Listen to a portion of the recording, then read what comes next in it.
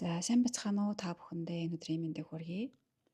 Өнөөдрийнхөө бичлэгээр цөмөрөө 2025 оны 12 сарын 12-ноос эхлээд 22-ныг дуустал хүчтэй нөлөөлөх энергийн талаарх мэдээллийг хүлээн авах гэж байна. Тэгээд одоо тайлбарлая яг юу ямар энерги юм бэ гэд. За тэгэхээр одоо энтэй та нарынхаа өмнө натал чартыг дэлгээ тавьсан байна. Бид нарын зазааг дугуй дээр юу харж байна вэ гэхээр одоо энэ дээр номын ордыг харж байна. Номын ордод байгаа дөрвөн гаригийг харж байна. За энд юу багтаж байна вэ гэхээр ангар гариг маань, нар, суугаар, бод гариг маань бүгдээрээ номын ордод орсон байгааг цөмөр харж байгаа гэсэн үг. За одоо яг ингээд байрлагдсан байгаа байр одоо энэ энерги тийм ээ 12-ны өдөр маш хүчтэй, маш эрчимтэй байгаа. Тэгээд хамгийн ихэнд салж одоо сарних нь ангараг гариг маань. Ангараг гариг маань хэдэн сарын хэдэн салах вэ гэхээр одоо энэ сарын маань 15-ны өдөр ашгүй сарнина. Дараа нь 21-ний өдөр нар маань сарниж эхэлнэ.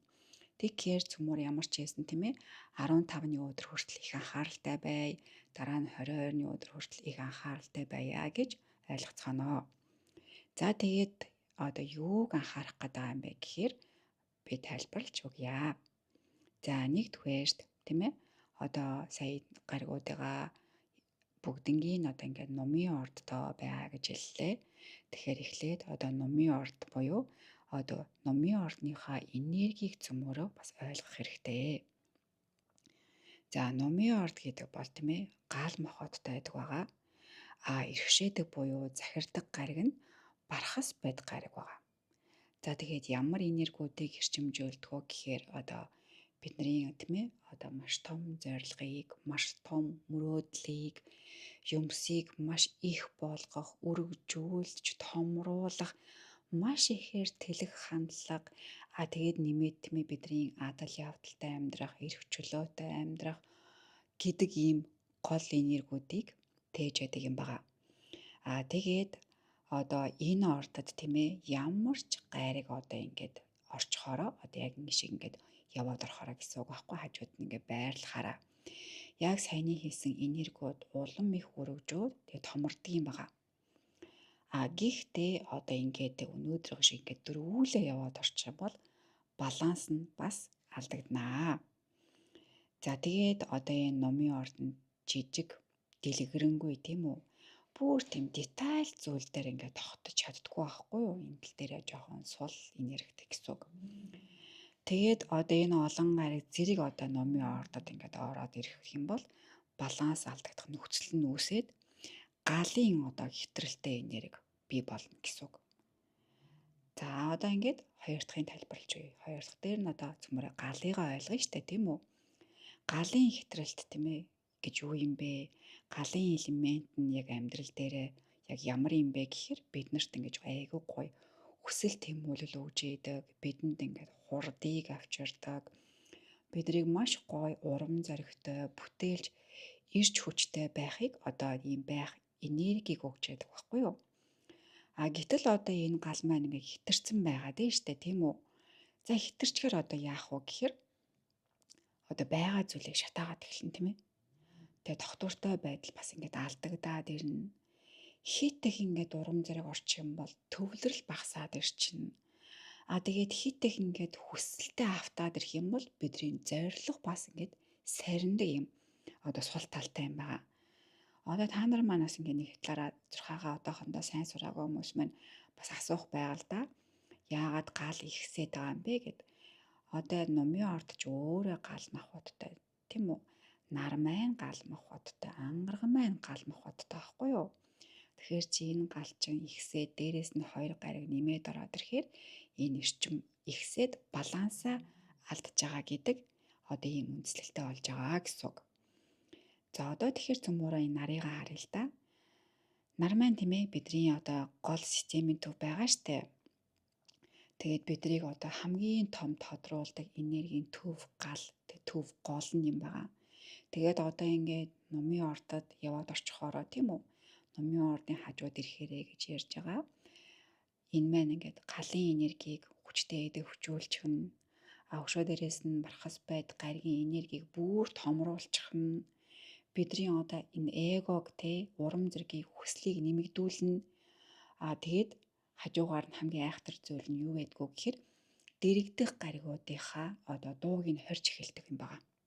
Сонирхолтой байгааз. За тэгэхээр нар маань ингээд бидний хамгийн их энерги авдаг зүйл шүү дээ, тийм ээ. Тэгэнгუთ яг үүнтэйг адилхан хэдийгээр бид нар ингээд нарнаасаа маш их энергийг авдаг ч гэлээ. Зарим одоо энэ гаригууд маань дэрэгднэхээр тухтай биш болдог байхгүй юу? Яагаад тухтай биш болдог гэхээр энэ гаригууд маань бас тийм ээ өөрийн гэсэн энерги хаялж идэг. Гэтэл хажууд нь ирэхээр дийлддэг гэж ойлгоно. Одоо энгийнээр ярих юм бол. За тэгээд дийлдэд одоо цөмөр харъя л да. Одоо ингээд суур гариг маань тэгээд одоо энэ ангар гариг маань яагаад ийм сул байгаад байгаа юм бэ гэх тийм ээ. За бидний харж байгаа одоо энэ суур гариг маань бидний хайрын бурхан гэж яригддаг штэ. Тэгэхээр биднэрт хайрыг, мэдрэмжийг, бидний үнэт зүйлсийг тэгээд харилцаа өшөө дээрээс нь бидний эд хөрөнгийг агуулж идэг тийм үү? Тэгсэн чинь одоо яг ном дээр ингээд яваад орчингууд маш чөлөөтэй, адал явдалтай болох гад байдаг, зогсолтгүй урагшлах гад байдаг гэхэр чинь бас л тогтвортой байж чадахгүй. Одоо дотн гүн холбоо одоо ингээд суулрах. Тэгснэ бидний ингээд гүн авдаг мэдрэмж нь одоо айгуу тийм хөнгөн гал шиг одоо юу гэх юм бэ? Хөнгөн байр суурьтай ингээд асаад хідэн тийшээ ингээд галын түл шиг уурших боломжтой болчихно. Тэгээд сонголт хийхээр төвлөрөлгүй болчдөг байхгүй юу? Тэгэхээр энэ маань ингээд суур гаригийн маань бас тиймж таатай бус одоо байрлал буюу энергитэй болчихж байгаамаа. За одоо энэ цөмөрийн ангаргыг тэгвэл авч үзье л да. Энэ ангараг маань тийм ээ бидний одоо юмд зоригтой хандах, юм дээр төвлөрөх, урагш, чиглэх, зориглох гэд дандаа юм хүчийг хөдөлгөөнийг агуулсан энерги байгаа тийм ээ. Тэгэнгуутаа цөмөрөө одоо энэ гариг маань те нумын энергид орчхороо одоо хүч одоо ингээд биднэрт байгаа ч гэсэн төвлөрөл ингээд алдагдах талтай. Бид нар ингээд нэг чиглэлд тогтвортой явъя гэсэн ч замаасаа хазаах бүр боломжтой. Гинт ингээд урам орж ийснэ тэгэл гинт байхгүй болоод унтарчих ч юм уу тийм ээ. За тэгээ нэгсэндээ одоо шаталт явагдаж байгаа гэсэн үг байхгүй юу? Ингээл одоо сул талууд харагдаж байна. Тийм бааз. За одоо хамгийн сүүлтэн цөмөрөө бууд гаригаа нэмэл та одоо бүр яг өнөөдөр хүчээ авч байгаа байхгүй юу? Бууд гариг маань яг ингээ ороод ирсэн өнөөдөр байрлаж байгаа тийм ээ. За өнөөдөр орж ирээ байрлаж байгаа гэдэг нь өнөөдрөөс яг эхэлчихэж байгаа байхгүй юу? Сая өнгөрсөн өдрүүдэд одоо бууд маань те хилэнцгийн ордод байсан шүү дээ. Одоо тэгээд номын ордод одоо ингээд байна. Ороод ирчихсэн байна гэсэн үг. Тэгээд бууд гариг маань бидний бодоол, бидний логик, бичих, ярих тийм ээ маш нарийн төвлөрлийг шаардж идэг, өгж идэг юм энергитэй гариг байхгүй юу? За тэгээд нөгөө ном маань яадаг вүлээ? Маш одоо том өргөн хүрээтэй тийм ээ том зүгаар хартдаг, ухтгуунтай философийн одоо гүн утгыг агуулна. Жижиг зүйл дээр түрүүнөө хэлсэн шүү дээ. Төвлөрөх дуртай биш ээ гэд. Тэгэхээр энэ хоёр маань ингээд хоорондоо одоо зөрчилдөж байгаа хоёр энергиуд ахгүй хоорондоо ингэж эвлэрэхгүй байгаа. Нэгсэндээ бууд маань номын энергид орохороо одоо сул байрлалтай детайлууд ингэж алдагдах сарних мэд энэ энергиуд үүсдэг гэсэн үг. Цөмөрөө ингэж ойлгоно. Тэгээд энийг ингээд ойлгочихороо цөмөрөө за бидний логиктэй бага зэрэг шаталттай байх юм байна. Бидний төвлөрөл ахаал муудах боломжтой юм байна. За нэг ингээд бодолтой байж яснаа өөр бодолтой болоод нэгнээс нөгөөрөө шилжих аюу хурдан ингээд өсөрчих тийм ээ. Тэгээд ирч хурд ингээд нэмэгдэнгуудаа нарийн чанараа ингээд алдах боломжтой. Тэгснээ бас айгуу тийм болгоомжтой байх боломжтой байхгүй юу? За тэгээд нэгсэндээ одоо тийм ээ хүн одоо тэнцвэрийн хүч, тэнцвэрийн чадвар ингээд алдагдаж байгаа гэж цөмөр ерөнхийд нь ойлгоноо.